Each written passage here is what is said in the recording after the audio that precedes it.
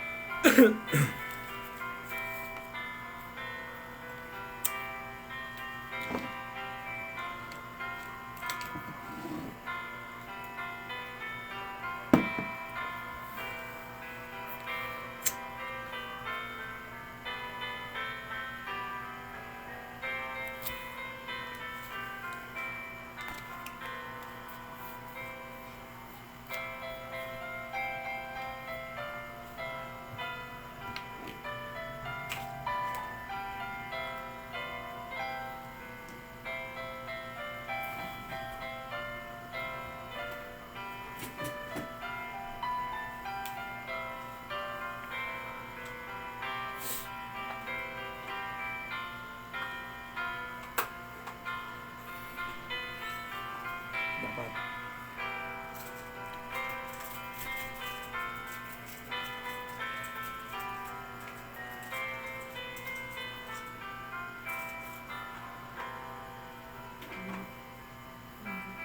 Belum.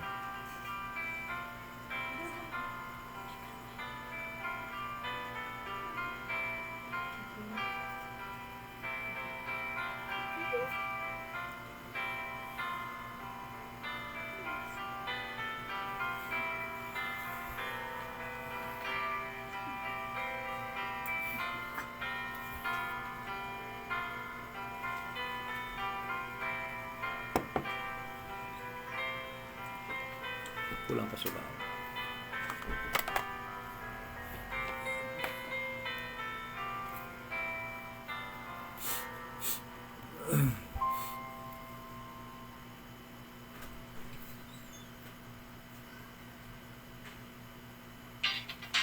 You've got the best deals on delicious food.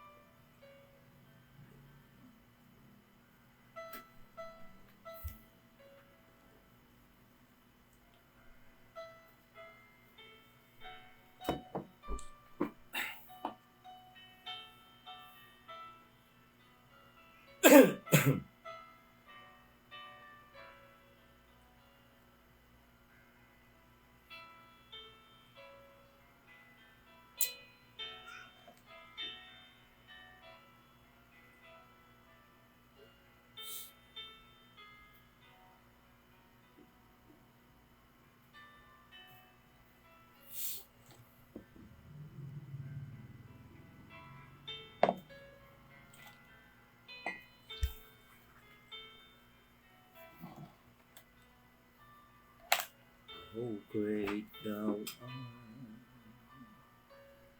How great.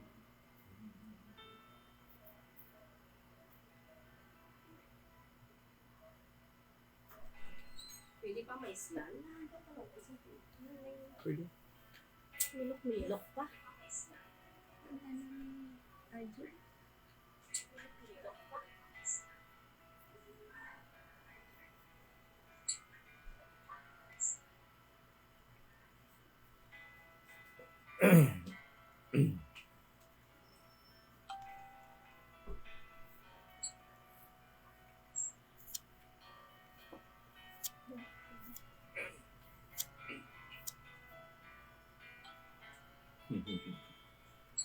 Ano ito?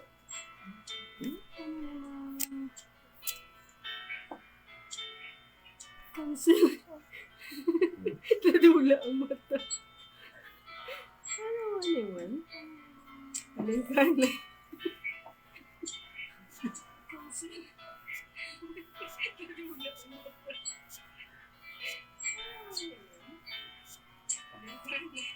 Maglain siguro ang mga ano sa cellphone.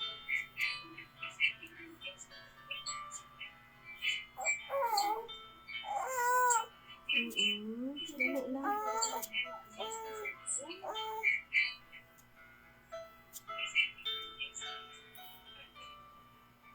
Ikaw na lang. Nadula ako to. Ganun? Ganun? Hindi ko maano kung dingding.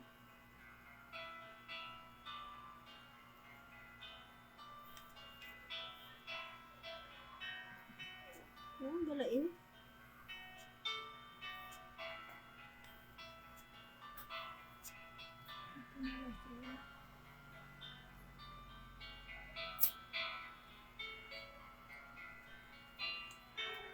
Hindi. Blue gum. Okay na nga. Sanag man. Ito? Okay na. Sanag. Sige ba tayo pakita? May masura kung nag-ano siya.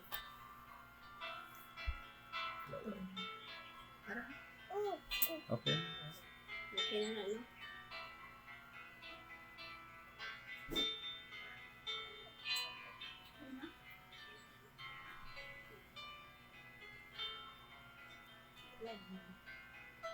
Laro na, okay na.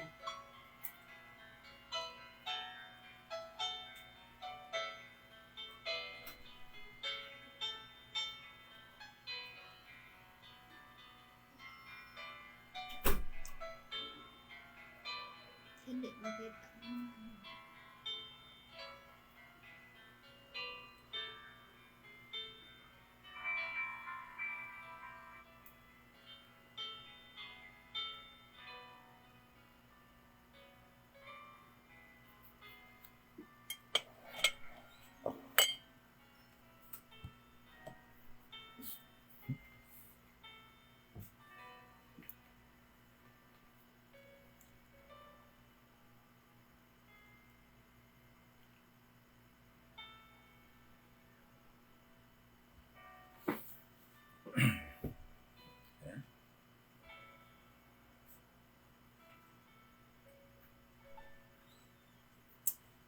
Okay, magandang gabi po sa lahat. At ngayon ay December 14, Thursday, no? Thursday. At patuloy po tayo ngayon sa ating pag-aaral sa ating mga Bible, King James Version, King James Bible. At alam po natin na ito yung preserved Word of God na i-preserve para po sa atin sa panahon ito natin po mabasa, no? At bago po tayo mag-umpisa po, mag-pray po muna tayo. Ama na banal, nagpapasalamat po kami sa opportunity na ito na makapagpatuloy ng pag-aaral sa iyong banal na salita. Alam po namin na wala po kaming kakayahan, wala kaming talino, wala kaming power. Ngunit andyan po ikaw na siyang aming inaasahan. At alam po namin, hindi po kami pababayaan. At alam po namin na ang iyong mga salita ang siyang maasahan namin. At diyan po makikita namin ang mga instructions para po sa amin sa panahon ito ng dispensation of the grace of God.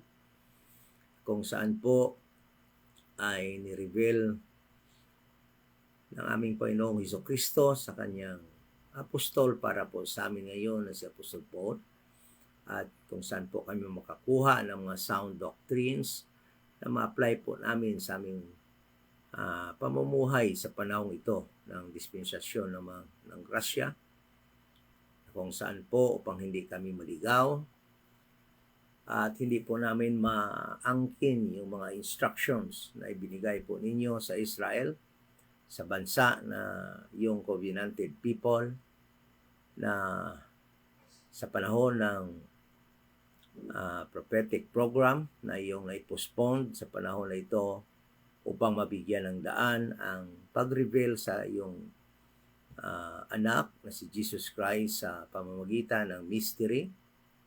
Kaya nga po, nagpapasalamat kami at naging malinaw po sa amin ang dalawang programa na ito kung saan ginawa po ninyo upang magamit ang dalawang agency na ito upang bawiin po ninyo ang control mula kay Satan, ang dalawa po ninyong creation. At yun po ang earth at saka yung heaven, na kung saan po dahil sa kanyang pag-rebuilde ay nadumihan at kasalukuyan pong na turn over sa kanya ang pag-rule, ang pagpamamalakad ng gobyerno dito sa earth at ganoon din po dyan sa heaven.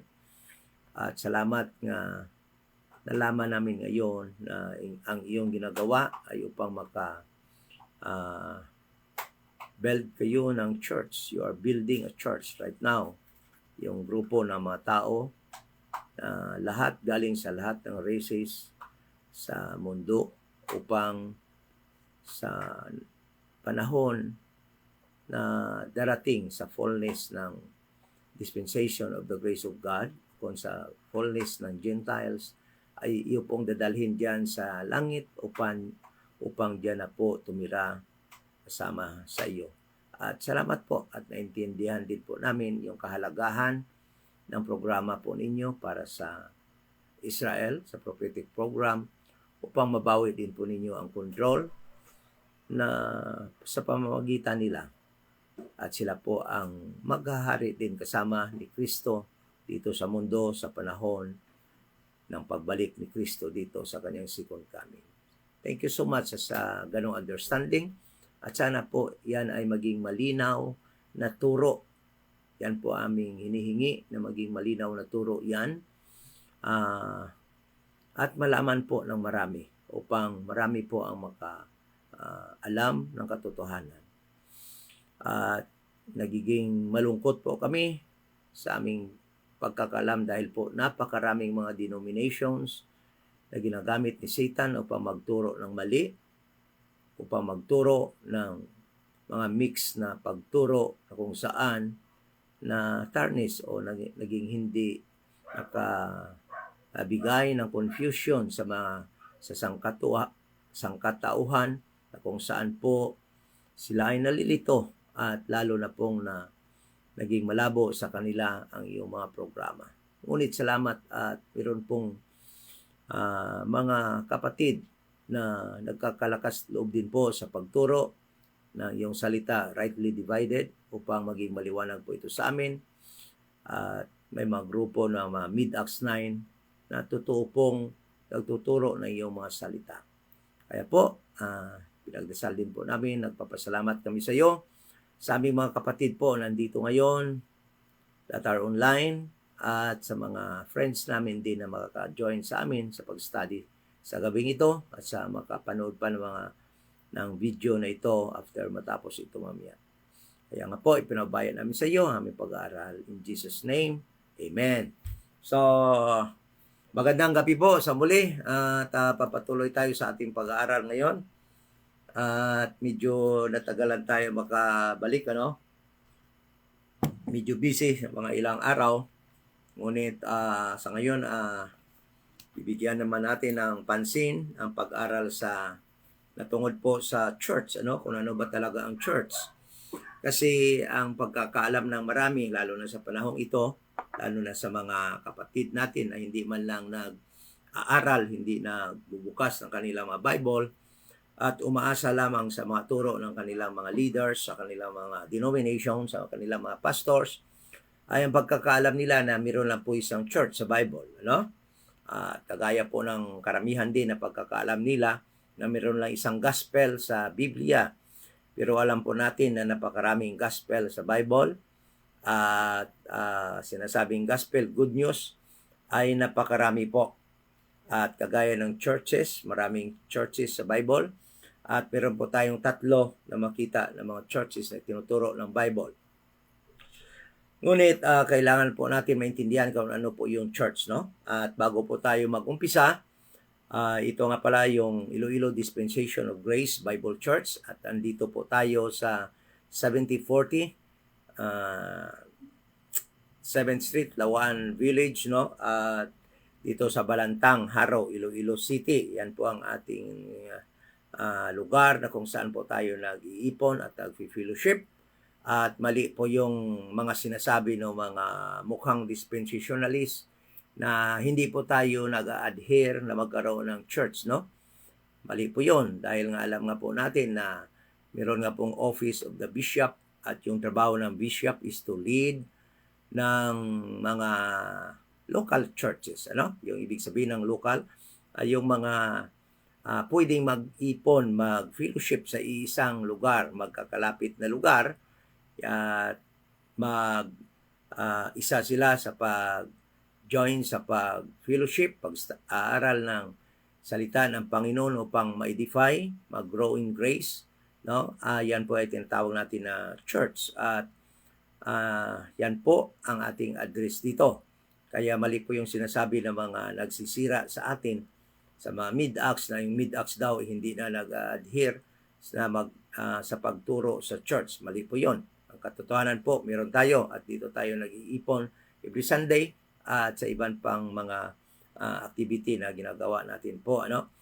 At sa muli, ito yung church dito sa Iloilo na nagtuturo at ang pagkakalam ko, tayo lamang ang nagtuturo ng purong gospel dito sa Iloilo dahil marami nga ditong nagkiklaim din na mga RD, pero alam natin na nagmi-mix din at hindi rin hiwalay sa kanilang mga pag-mix, pag-join sa mga iba pang mga denomination for the sake of fellowship and friendship dahil lang nga po hindi nila yan maiwanan ay kinokompromise yung katotohanan, yung mga turo na sound doctrine ni Apostol Paul dahil nga po sa ganon na stand nila, no?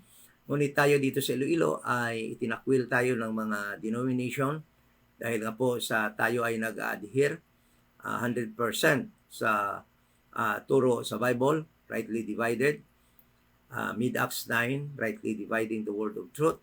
Kaya nga po tayo ay isinasantabi at in-excommunicate ng mga churches dito. Tinatawag po tayo na hyper-dispensationalist. Okay? At ito lang po yung masabi ko na I am encouraging those who are calling us hyper-dispensationalist na kung meron pa kayong mas mataas pa dyan na pwede itawag sa amin na mga nag-aaral, rightly dividing the word of truth, ay mas tawagin nyo pa kami sa mas mataas pa dyan. Huwag nyo lang kaming tawagin na moderate, dispensationalist, or lower than that dahil napakasama ng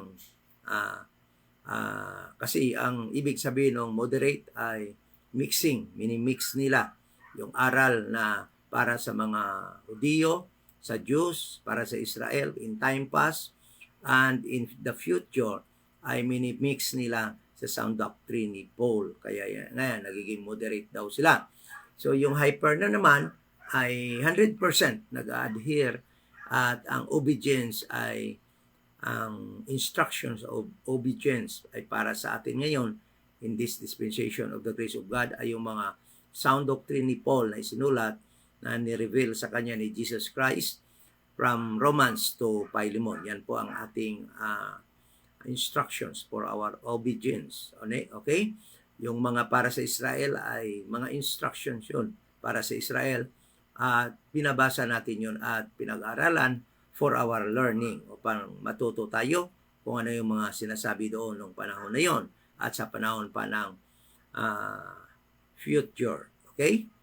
So, ito yung church na nagtuturo ng kaligtasan ngayon in this dispensation of the grace of God ay sa pamamagitan lamang ng pag-believe sa gospel of the grace of God na nakasulat dyan sa Acts chapter 20 verse 24, first Romans chapter 2 verse 16 at Romans chapter 1 verse 16 at yan po ay nilinaw ni Apostol Paul dyan sa 1 Corinthians chapter 15 verse 1 to 4 at yan yung gospel na yan yung gospel of the grace of God na makakaligtas ng kaluluwa. Yan ay nag-iisang gospel ngayon sa panahong ito ng dispensation of the grace of God.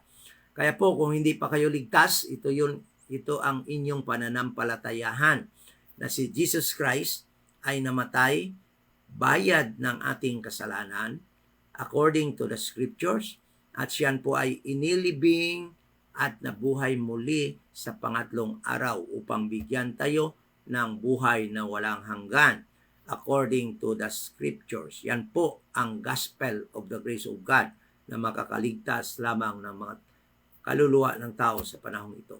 Yung gospel na tinuturo doon sa Matthew, Mark, Luke, and John, it was exclusively ay gospel para sa covenanted people of God, which is Israel, the Jewish nation.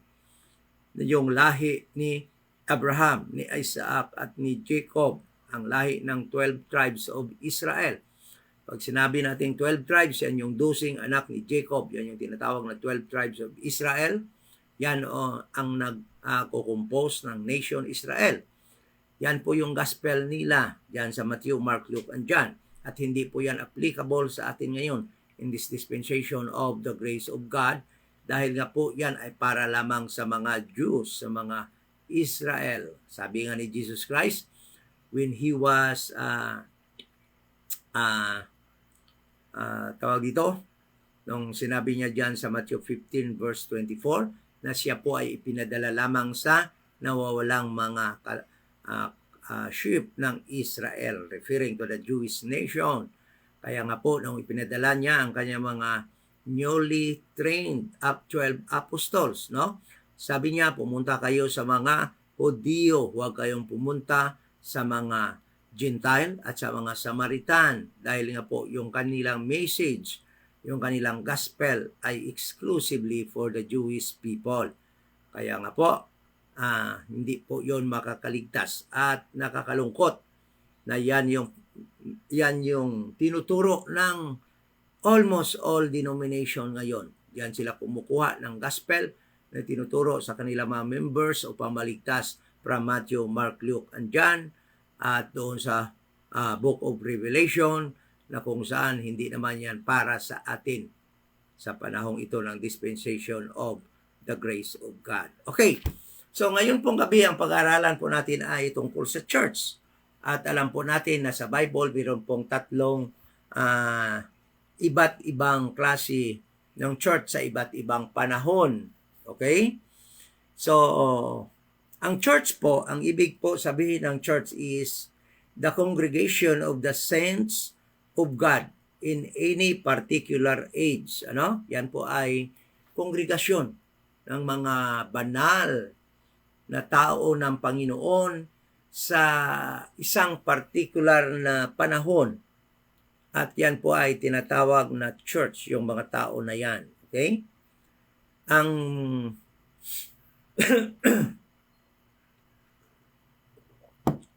Ang building po is never po na tinatawag yan na church in the Bible. Kaya ingat po tayo. Kasi po yung concentration po ngayon ng mga denominations ay ang pagtatayo ng mga malalaking building, dahil yan nga daw po ay church. Ngunit mali po yon, yung turo na yon.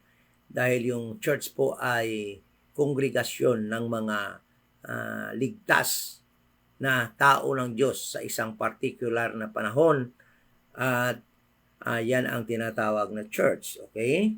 So, the saints, no, ay yung mga banal ay set apart ang tawag doon, no? Set apart, sanctified believers. Ay maka-fellowship yan sila kahit sa bahay, kahit wala malaking building. Yan po ang church, ano? Yung mga kongregasyon ng mga set aside or sanctified or set apart believers.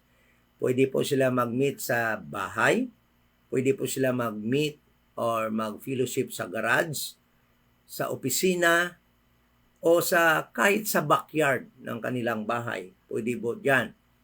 Kahit kung saan po sila, yung mga grupo ng kongregasyon na yan ng mga believers, kung saan po sila mag-meeting, kung saan po sila mag-Bible study, kung saan po sila mag-fellowship, sila yung tinatawag na church. Tandaan po natin yan, hindi po yun ang building.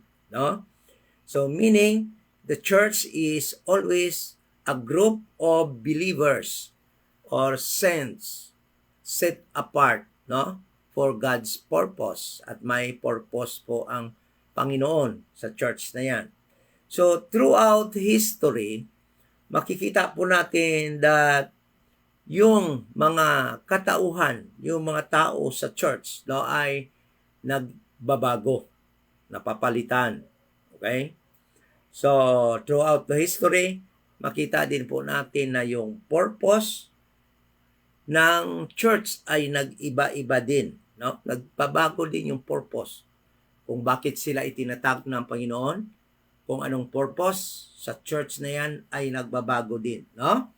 Habang progressively ay nire-reveal sa atin ng ating Panginoon yung kanyang purpose. No? At yung purpose na yan, sa church na yan, no, na binibuild ng Panginoon, is to gagamitin niya, no, para i-take back niya yung position ng heaven at ng earth mula kay Satan. Yan po talaga ang purpose kung bakit naman nagtatag ang Panginoon ng mga churches, 3 distinct churches in the Bible. No? The very purpose of God for those churches is gagamitin niya to take back position of heaven and to take back position of earth from Satan. That is the very purpose of the churches that was built by God. Okay? So unang-una po, no? Unang-una natin para pag-aralan sa 3 churches na mirong na andiyan or andito sa ating King James Bible ay yung church na tinatawag na church in the wilderness. No? So meron palang church in the wilderness. No? So pag-aralan natin yung church na yan, kung sino ba yung mga tao dyan, at ano ba yung purpose ng Panginoon, bakit niya itinatag yung church na yan. Kasi iba din yung purpose niya sa iba pa mga churches na kanyang itinatag.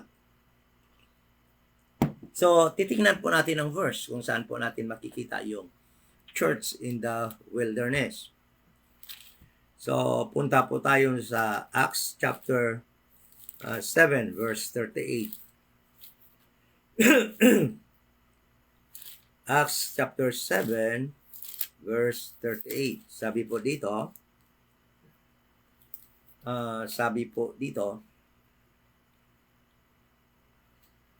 this is he that was in the church in the wilderness. So, merong church sa wilderness. With the angel which spake to him in the Mount Sinai, and with our fathers who received the lively oracles to give unto us. So, Luke, no, was referring sa church in the wilderness. At yung church na yan, alam naman natin na yun yung church na composed of Jewish nation in the wilderness. Okay? So, at yung church na yan ay itinatag ng Panginoon doon sa wilderness at may purpose din ang Panginoon kung bakit niya yan itinatag, yung church na yan. So itong church na to ay tinawag na holy people unto the Lord thy God. No? Tinatawag sila na holy or saints or banal na mga tao para sa Panginoon. No? So tinatawag din itong church na to chosen people. They are chosen people. At alam naman natin na nung time na yan, nung tinatawag yan sila na chosen people, yan, meron din mga tao noon na hindi chosen at tinatawag yun na mga unclean at alam naman natin yun na yun ang mga Gentiles. Dahil itong holy people unto God, unto the Lord na mga tao na to ay alam naman natin na ito yung Israel, no? The seed of Israel, the seed of Jacob na kinocompose ng 12 tribes of Israel, yung 12 anak na lalaki ni Jacob. So, this church in the wilderness is also called special people unto himself, unto God. Tinatawag na chosen people, tinatawag na special people, at tinatawag na above all people. No? Nasa itaas sila, nasa ibabaw sila ng lahat ng tao. Okay? So, at alam naman natin na tinutukoy dyan na ibang tao or sa lahat ng tao ang tinutukoy dyan na kung saan mas mataas sila ay yung mga Gentiles. Dahil meron lang po dalawang uri ng tao. Nung tinawag na ng Panginoon si Abraham, nagkaroon po ng dalawang uri ang tao. Unang-una po, puro Gentiles.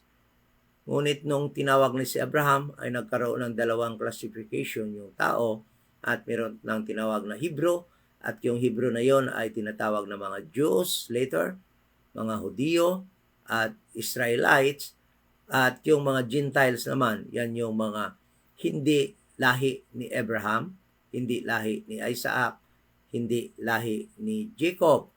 At kahit na nga yung lahi ni Abraham na lahi niya sa iba na hindi lahi ni Israel or ni Jacob ay Gentile pa rin yun. Kagaya ng anak niya na si Ismael, anak niya sa maid ni Sarah, ay tinatawag pa rin yun na Gentile. At kahit na yung anak niya na si Esau, na kambal ni Israel, ni Jacob, ay tinatawag pa rin yun na Gentile. Okay?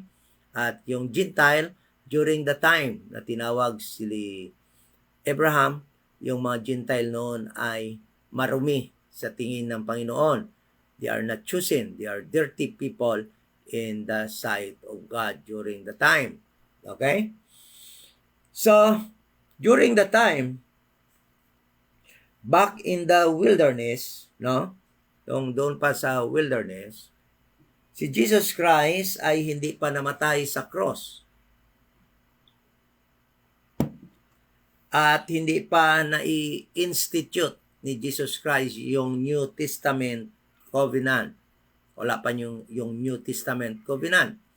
Nung ang church sa wilderness ay ando doon sa wilderness, si Jesus Christ po ay hindi pa namatay sa cross at hindi pa niya na-institute yung New Testament Covenant or New Testament. Okay? So, at sa panahon na yon, nung church sa wilderness ay ando doon pa sa wilderness, ay hindi pa rin si Jesus Christ, hindi pa niya na-reveal yung mystery. Ang mystery noon ay still secret pa rin, hindi pa niya na-reveal kay Paul yung mystery na yon. Ano? Okay, so, si Moses ay parte or part ng group na ito, no? Ng chosen people of God or church in the wilderness. In fact, si Moses yung leader ng church na ito in the wilderness. Okay?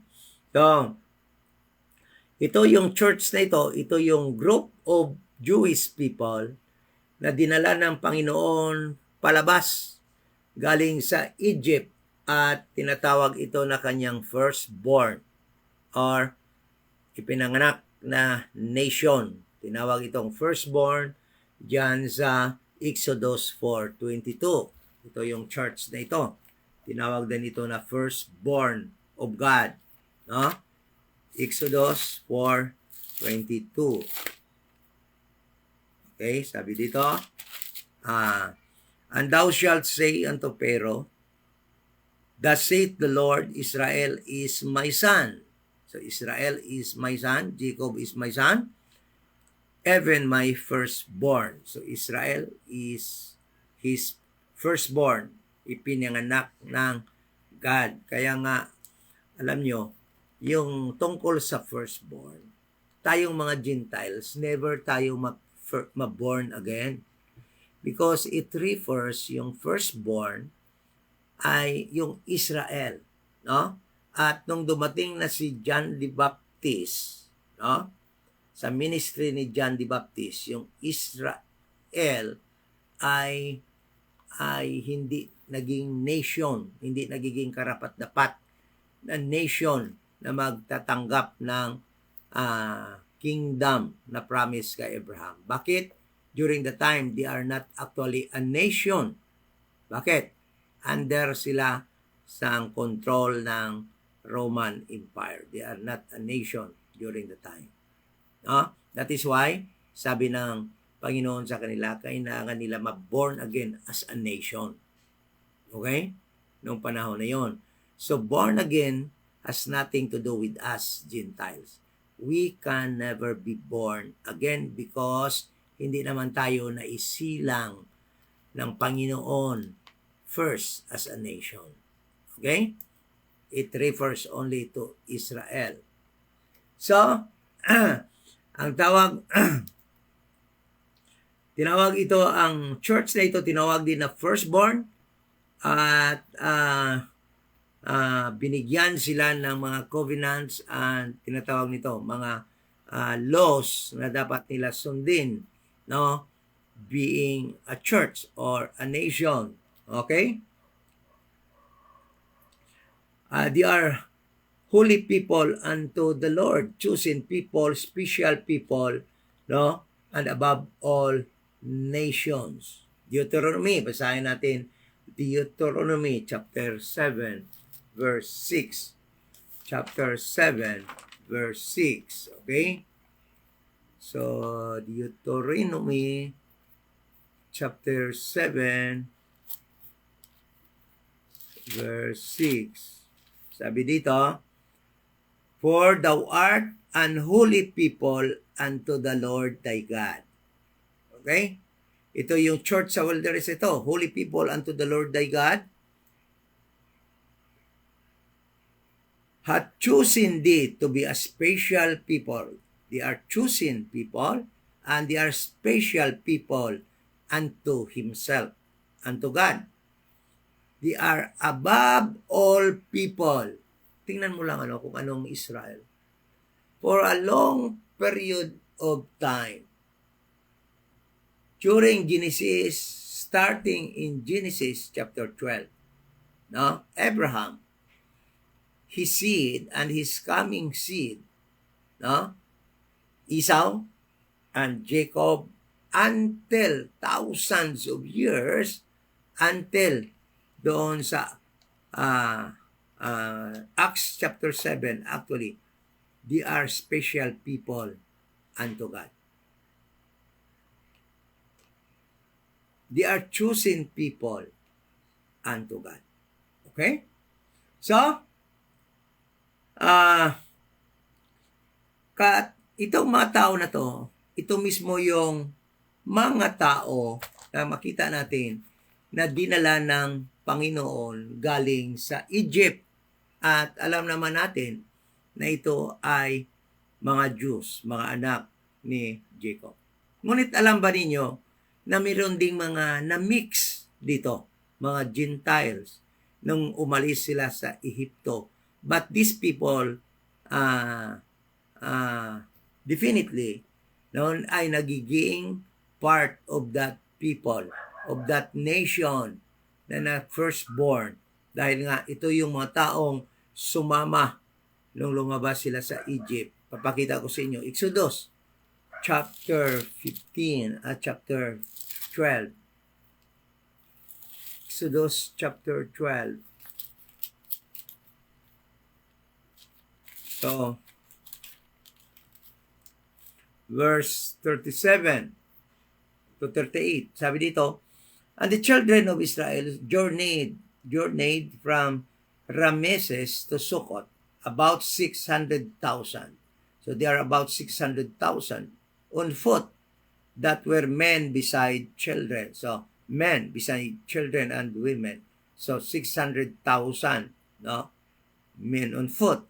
Verse 38, and a mixed multitude. So there were mixed multitude that joined the Jewish people, no? So pag sinabi natin mixed multitude, galing sila sa iba't ibang race na naman ng mga Gentile, no? Went up also with them, and flocks and herds, even very much cattle. So, yan ang lumabas. So, itong mga Gentile na to, mixed multitude, na sumama sa kanila, definitely, naging part sila ng church na yon dahil they believe the God of Israel. That is why they joined Israel when they came out of Egypt. Okay? So, ano ba yung purpose ng church na ito in the wilderness? So, makita natin na iba ang purpose ng church na ito na galing sa wilderness. Okay? So, kasi ang pagkakalam kasi natin ng karamihan na iisa lang yung church. No. Itong church sa wilderness, iba ito at iba yung purpose. Ito yung purpose. Yung mga tao, alam na natin, they are Jewish, but may nakamix din na multitudes from other races during the time na sumama sa kanila. And actually, yan yung mga tinatawag na proselyte. At nung ginawa sila ng nation or church doon sa wilderness, yung mga tao na yun ay nagiging Jewish na rin. Nagiging part na sila ng church na yon at ng mga tao na yon. Okay? So, yung purpose ay makikita din natin kung ano yung purpose na yon. To bring them to the land of promise. That is the very purpose of God for this church in the wilderness. To bring them in the land of promise that God had promised unto Abraham. Okay? So, tingnan natin. Deuteronomy 11:31. Deuteronomy 11:31. Ito yon. Sabi dito, for ye shall pass over Jordan. So the church in the wilderness, the nation Israel, a group of people sanctified, set apart for God's purpose, no, unto himself. Sabi niya dito, for ye shall pass over Jordan to go in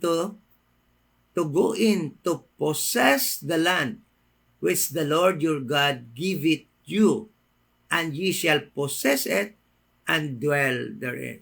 That is the very purpose of God for this church in the wilderness. He will bring them unto the land which he promised unto Abraham and his children. Okay? Israel. To the land of promise and to possess it and to dwell therein. Okay? Yan yung very purpose ng Panginoon sa church na ito. Joshua 1:11. Tingnan natin sa Joshua 1:11.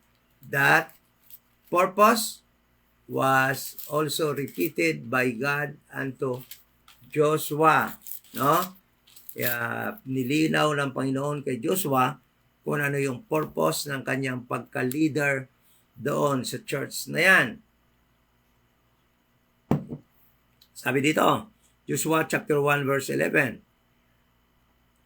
Pass through the host and command the people, saying, prepare you victuals, for within 3 days ye shall pass over this Jordan to go in to possess the land which the Lord your God giveth you to possess it.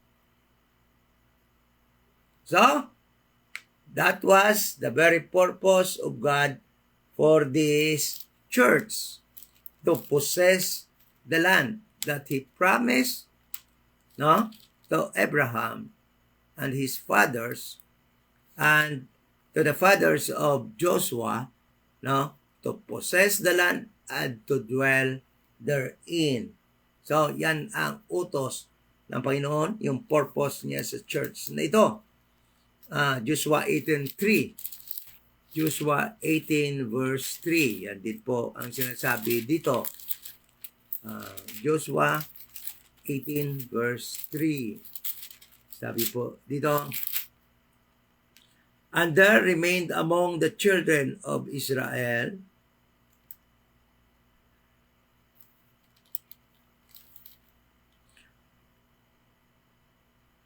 7 tribes which had not yet received their inheritance.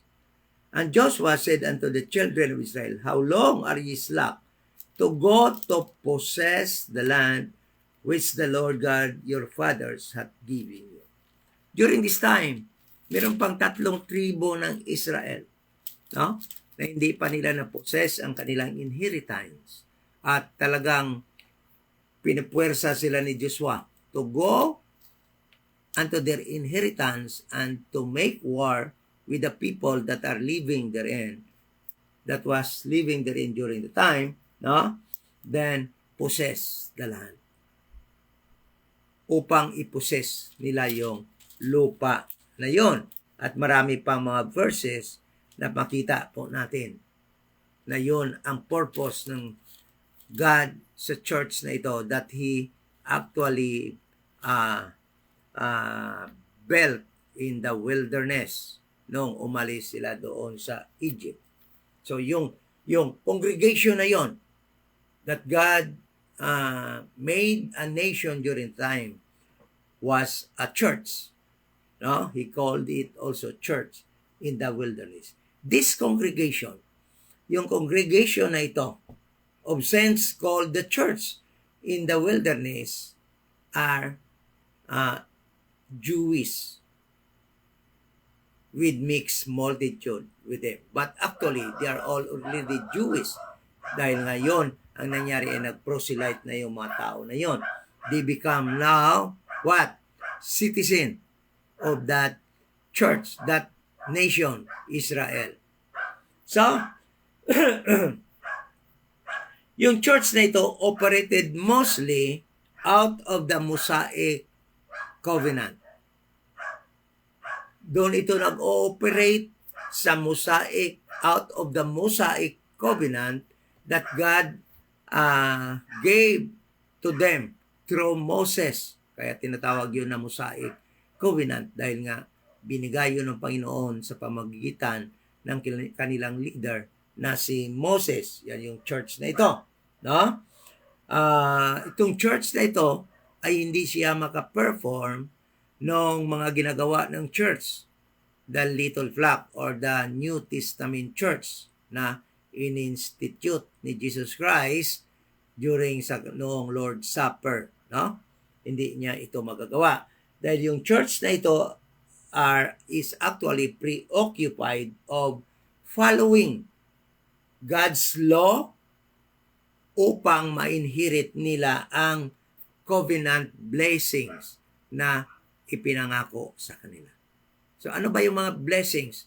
Bakit ba sila nagiging busy, no? Sa mga covenant blessings na yon na pinangako sa kanila. Titingnan po natin yung covenant blessings na pinangako sa kanila ng Panginoon. At ito yung church na ito was preoccupied of doing so that makita nila or maangkin nila yung mga blessings na yon. Okay?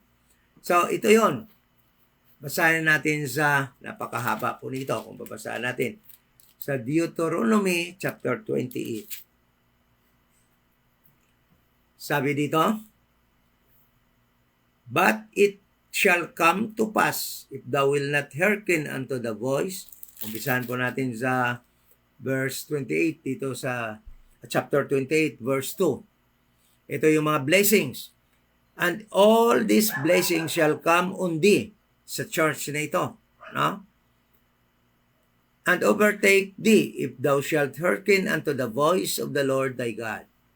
Blessed shalt thou be in the city, kung maniniwala daw sila, kung susunod daw sila sa mga sa boses, no, sa utos ng kanilang Panginoon, sa kanilang Lord thy God, yung mga blessings daw na ito ay o-overtake sa kanila.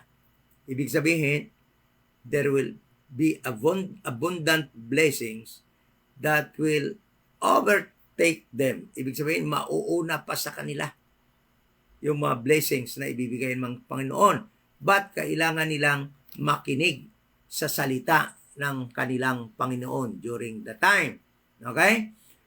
Verse 3, blessed shalt thou be in the city, and blessed shalt thou be in the field. Kahit na sa city sila, God will bless them. Kahit na wala sila sa city, whether in the field, God will bless them. Yan yung promise ng Panginoon na blessing if they will hearken the voice of their God. At napakarami po nito. Blessed shall be the fruit of thy body, and the fruit of thy ground, and the fruit of thy cattle, the increase of thy kind, and the flocks of thy sheep. Ay, nako, ibibless yan. Lahat ng mga hayop nila. Blessed shall be thy basket and thy store. So, hindi ko na-explain sa inyo. Alam niyo na yan. Blessed shalt thou be when thou comest in, and blessed shalt thou be when thou goest out. The Lord shall cause thine enemies that rise up against thee to be smitten before thy face. They shall come out against thee one way, and flee before thee 7 ways. So, kung may kakalaban sa kanila, ay matatalo nila ito. Ano? At tatakbo ito sa 7 daraanan nila. Verse 8, the Lord shall command the blessings upon thee in thy storehouse, and in all that thou sittest thine hand, unto he shall bless thee in the land which the Lord thy God giveth thee. So sabi ng Panginoon, napakatindi nito. The Lord shall command all the blessings, sabi niya, iutusan ng Panginoon ang mga blessings papunta sa inyo, sa inyong storehouse. No? And in all thou cities, kung saan man kayo nakatira. No? Thine hand unto, he shall bless thee in the land which the Lord that give. Kung saan sila? Doon sa lugar na ibinigay, sa lupa na ibinigay ng Panginoon sa kanila. Kung saan man sila, habang nakikinig sila sa salita ng Panginoon, God will bless them. The Lord shall establish thee and holy people unto himself, as he hath sworn thee, if thou shalt. So, ito yung mga blessings. So, yung mga mabasa natin, lahat-lahat naman yan. Kung hindi sila magsunod sa kanilang Panginoon, curse na naman yan. Babaligtarin lahat ng Panginoon yan. At magiging curse niyan. No? Ha? So, ang dami naman ng mga curse na ibibigay ng Panginoon sa kanila. Meron pa nga dito na, sabi dito sa verse, sa verse 15, but if it shall come to pass, if thou will not hearken unto the voice of the Lord thy God, to observe to do all his commandments and his statutes, which I commanded thee this day, that all these curses shall come upon thee and overtake thee. So kaya nga, this church, no, was preoccupied of hearkening, sa pakikinig ng salita ng Panginoon upang masunod nila, upang God will bless them.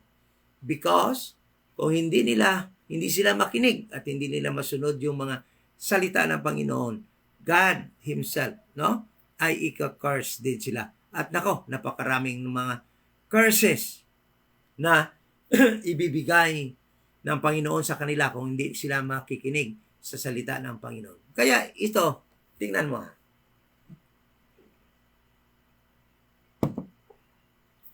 Alam mo yung mga churches ngayon,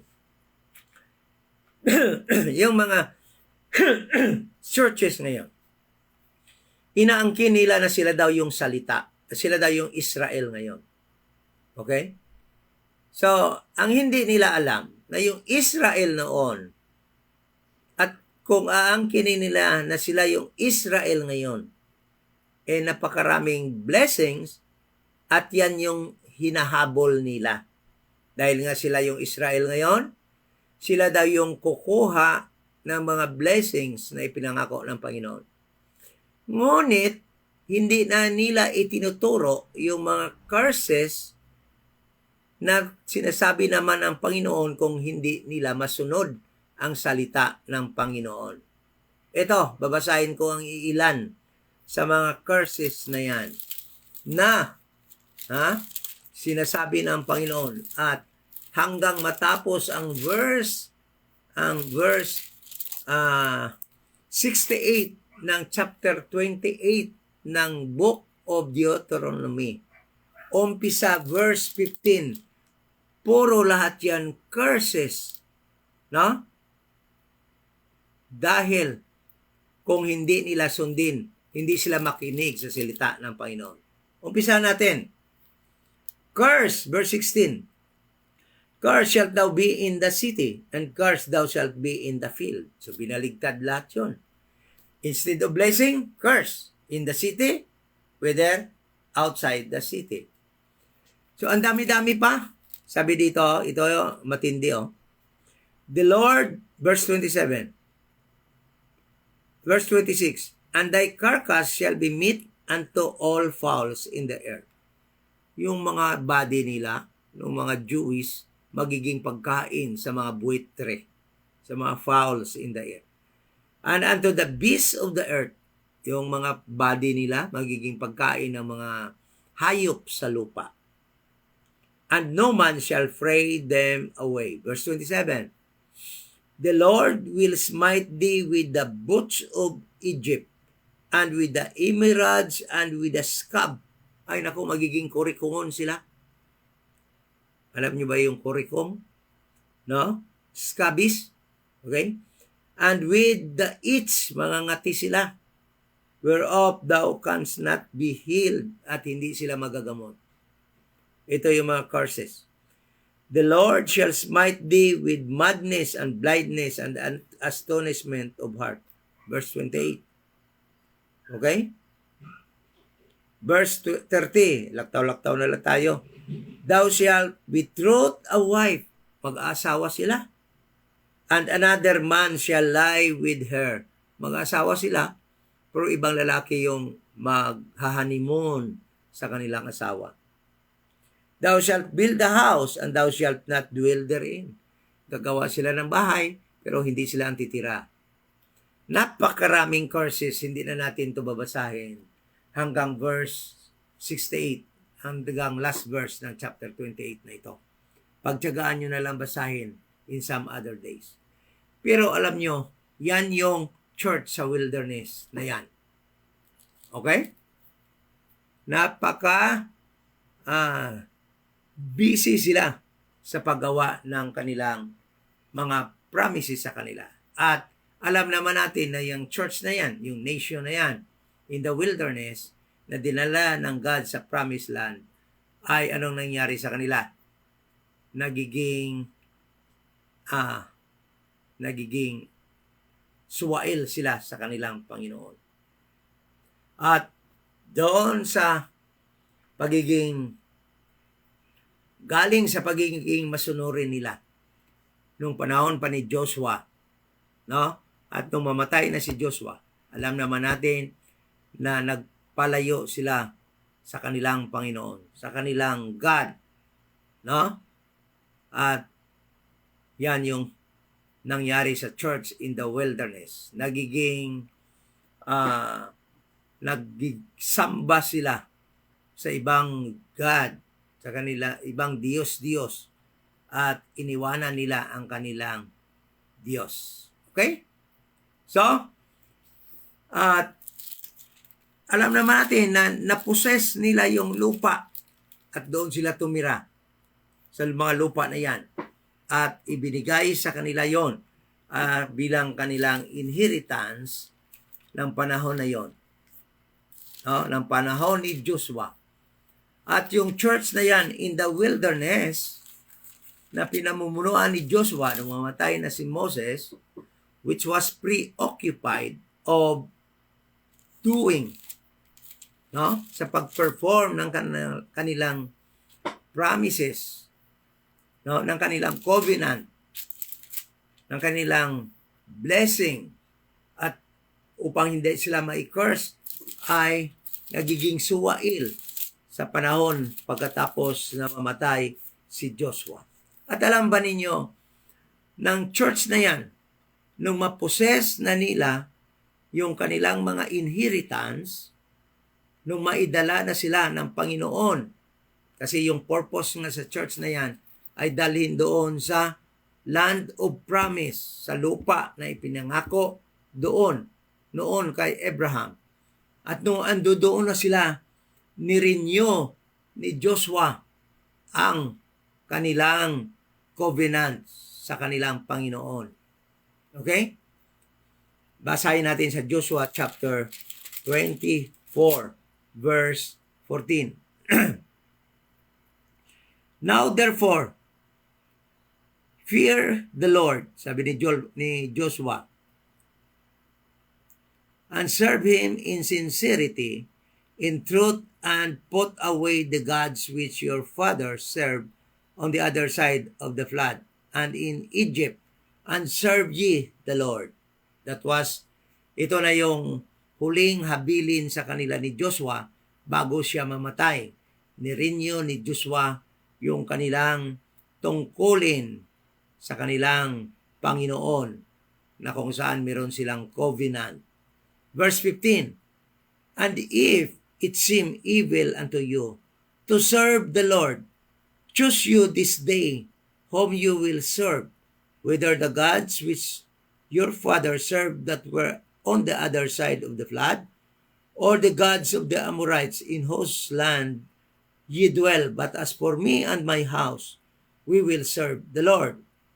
Verse 16, and the people answered and said, God forbid that we should forsake the Lord to serve other gods. For the Lord our God, He it is that brought us up and our fathers out of the land of Egypt, from the house of bondage, and which did those great signs in our sight, and preserve us in all the way wherein we went, and among all the people through whom we passed. So alam natin, maintindihan natin, na ito yung mga nakapasok sa land of promise. Ang church in the wilderness ay ito din yung mga naiwan nang lumabas sa Egypt na nag-iedad ng 20 years below. Dahil alam naman natin na yung 20 years above, patanda ay namatay yun lahat sa wilderness.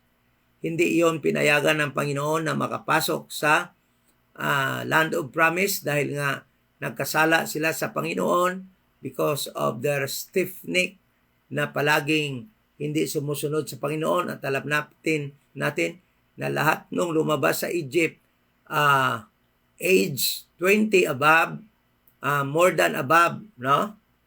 More than above 20 up, ay namatay lahat yun sa wilderness.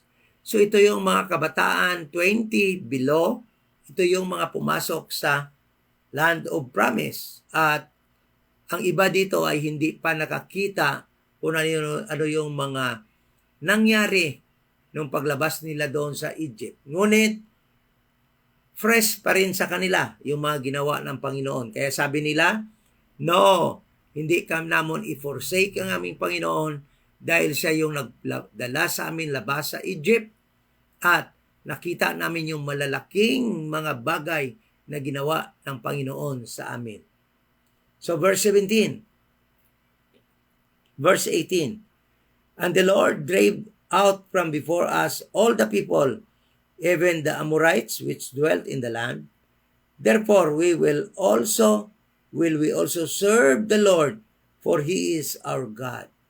So itong mga taong ito ay nangako kay Joshua na ipagpatuloy nila ang pag-serve sa kanilang Panginoon, their God. Okay?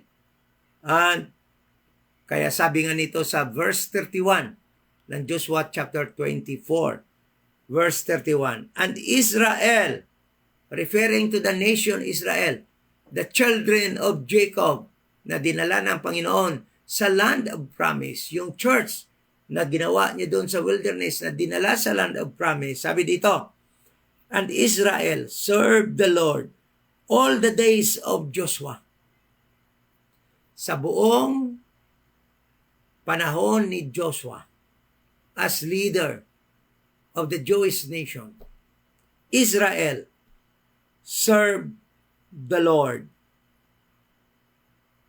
all the days of Joshua and all the days of the elders that overlived Joshua, and which had known all the works of the Lord that he had done to Israel. So lahat ng mga member ng church na ito, na dinala doon sa land of promise, galing doon sa wilderness, no? Ay nag-serve faithfully sa Panginoon. They were preoccupied of doing the things of God so that they will be blessed by God. Kaya nga, na-bless sila ng Panginoon, na-conquer nila easily yung promised land because these people during the time, during the leadership of Joshua, this church in the wilderness obeyed and hearkened the voice of the Lord. They were blessed by God during the time. But we know, no, throughout, after the book of Joshua, after these elders who outlived Joshua, no, that these people started to rebel against their God. No? Pagkamatay na si Joshua, namatay na rin yung mga elders na yon, doon na nag-umpisa yung mga tao magrebelde sa Panginoon. At for so many times, God delivered them unto the hands of the Gentile nation to oppress them. At alam naman natin, during the time na wala pa yung mga yung mga kings, God will give them judges that will lead them, and through those judges, in the book of Judges, no? Through those judges, God will deliver them if they cry unto God. Kung humingi sila ng tulong sa Panginoon. Then, at malalaman natin na hanggang na lang doon sa Book of Malachi, itong nation ng Israel na ito ay nagiging rebelde, babalik sa Panginoon, rebelde, babalik sa Panginoon, bibigyan sila ng mga prophet upang magpabalik sa Panginoon, mga pastors, but alam naman natin na itong mga prophets na ito, ang iba sa kanila ay nagiging masama at nagpasama pa sa Israel. Gaya ng mga pastors na binigay din noon ng Panginoon sa kanila. So yan po yung purpose ng church na ito. No? At meron pa po tayong dalawang churches na pag-aaralan bukas at sa sunod pa na araw. Ating sunod-sunod rin po ito upang matapos po natin ang pag-aaral natin sa mga churches na ito. So yung next natin na pag-aralan ay yung church, the New Testament church or the little flock, at saka yun yung ang tinatawag na church in Jerusalem in the book of Acts. Pag-aaralan din po natin kung sino yung mga tao doon at ano ba yung purpose ng Panginoon sa church na ito upang hindi po tayo ma-confuse at hindi po natin ma-mix kung ang church, the body of Christ, sa church na ito. Ano?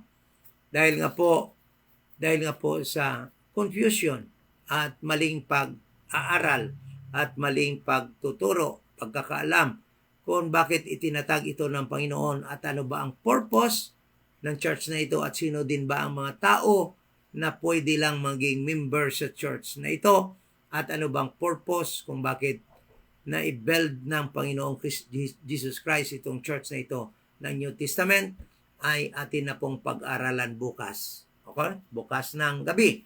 For now, yan lang po muna yung pag-aaral natin. Sana po naging maliwanag sa atin yung kung sino po yung members ng church na yan in the wilderness at kung ano po yung purpose ng Panginoon. Ang purpose po ng Panginoon dyan upang dalhin doon sa promise na lupa na naipromise niya kay Abraham, kay Isaac, kay Jacob. Yan pong purpose niya sa church na yan. Marami pong salamat at thank you so much for joining us. Sa muli, ito po yung church dito sa Iloilo na tinatawag na Iloilo Dispensation of the Grace of God Bible Church. At ito po ay ang nagtuturo na ang tao lamang sa panahong ito ng Dispensation of the Grace of God ay maligtas lamang sa pamagitan ng pananampalataya na si Jesus Christ po ay namatay bayad ng ating kasalanan at siya po ay nailibing at nabuhay muli sa pangatlong araw. Magandang gabi po at thank you so much at magdadasal po tayo.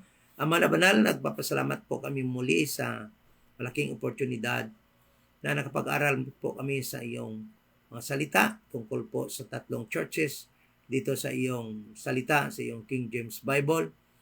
At sana po naging maliwanag sa amin kung ano po yung church in the wilderness. At to avoid confusion na may mix po namin ito sa ibang church.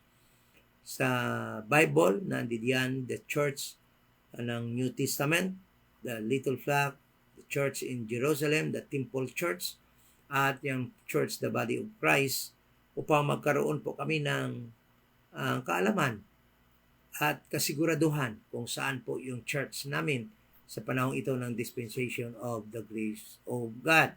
Dahil marami pong nagtuturo na yung church na yung na-built ni Jesus Christ doon sa Matthew chapter 16 verse 18 ay yun na rin daw po yung body of Christ, ang church in this dispensation of the grace of God.